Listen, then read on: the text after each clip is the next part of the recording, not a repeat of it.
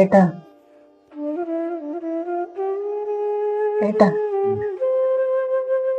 ഒന്ന് എഴുന്നേക്ക് ഇങ്ങോട്ട്. എന്തെങ്കിലും ഒരു പണിക്ക് പോക്കൂടെ? ജീവിക്കണ്ടേ?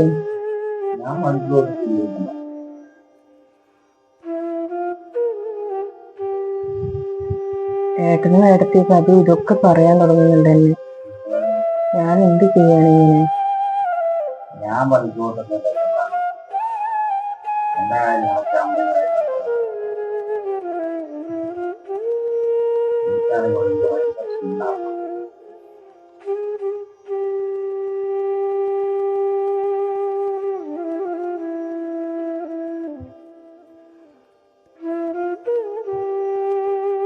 ചെറിയ തോതിലൊക്കെ എന്തെങ്കിലും എടുത്തൂടെ? ചെറിയ തോതിൽ വയ്യ, വലിയ തോതിൽ എനിക്ക് പണിക്കൊന്നും പോകാൻ വയ്യ. അതുകൊണ്ട് പിന്നെ കുണൂണാന്ന് പറഞ്ഞിട്ടില്ല. വയ്യാത്ത ക്ഷീണം എങ്ങനെ പോകും? ഇത്ര നാളും പണിക്ക് പോയിട്ടുണ്ട്. പിന്നെ പെട്ടെന്ന് പറഞ്ഞു കഴിഞ്ഞാൽ പോകാൻ പറ്റും.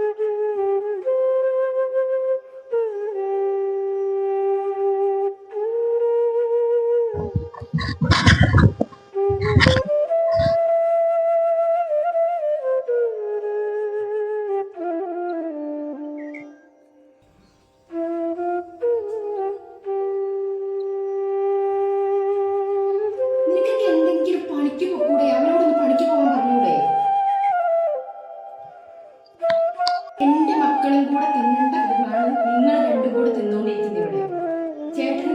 ഏട്ടത്തി ഞാൻ പറയുന്നുണ്ട്, പണിക്ക് പോവാൻ പറയുന്നുണ്ട്. ഞാൻ എന്ത് ചെയ്യാനാ? എനിക്കും എന്റെ ഭർത്താവിനും എന്റെ മക്കൾക്കും കഴിക്കാനുള്ളതാണ് എന്റെ ഭർത്താവ് നയിച്ചുണ്ടാക്കുന്നത്. എന്റെ ഭർത്താവ് നയിച്ചുണ്ടാക്കുന്ന കാര്യങ്ങളൊന്നും പിന്നെ നിങ്ങൾക്ക് കഴിക്കാൻ പറ്റില്ല. അവരോട് പണിക്കേറ്റ് പോകാൻ പറ. അവൻ ഈ ഫുൾ ടൈം ഇവിടെ കടന്നു പോകുന്നല്ലേ?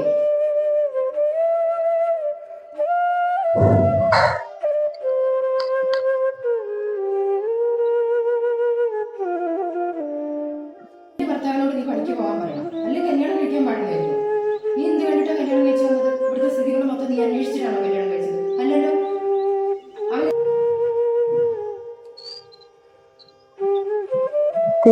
ഫുൾ ടൈം കിടന്നുറങ്ങുക, ഫുഡ് കഴിക്കുക, വെയില് കായുക, ഇത് മാത്രാണ് എനിക്ക് പറയാൻ പറ്റുന്നതിന്റെ അപ്പുറം ഞാൻ പറയുന്നുണ്ട്.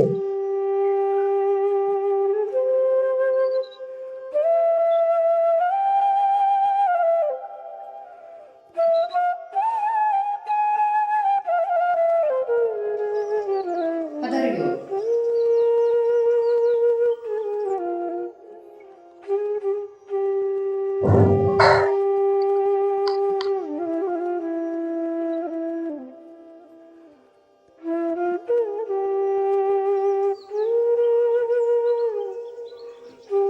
ചെറിയ ആവശ്യങ്ങൾക്കുള്ള പൈസയൊക്കെ അമ്മ കൊടുക്കുന്നത്.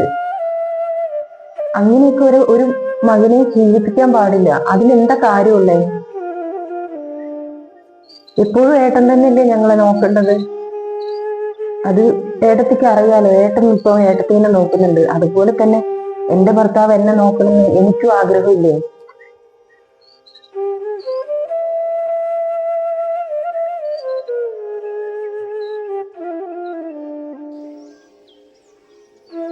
എന്റെ മക്കൾക്കും എനിക്കും വേണ്ടിയിട്ടാണ് നയിച്ചുണ്ടാക്കുന്നത്, അല്ലാതെ നിങ്ങൾക്ക് വേണ്ടിയിട്ടല്ല.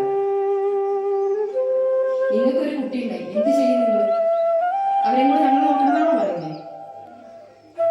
ഞങ്ങൾ അവരെ പാടലാക്കി പോവുകയും വേണമെങ്കിൽ ഞങ്ങൾ നോക്കാനൊന്നും ഉണ്ടാവില്ല. അവരോട് തന്നെ പണിക്ക് പോകാനാണെങ്കിൽ പണിക്ക് പോകാൻ പാടില്ല.